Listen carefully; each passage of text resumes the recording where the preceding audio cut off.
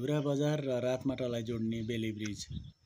यो ब्रिजमा उभिएर हेर्दाखेरि तलतिर हेर्दाखेरि बजार कमलामाई नगरपालिका देखिन्छ र माथिल्लोपट्टि हेर्दाखेरि सिन्धुलीगढीको रमणीय दृश्य पनि देखिन्छ। यो ग्वाङखोला नदी हो। यो ग्वाङखोला हो।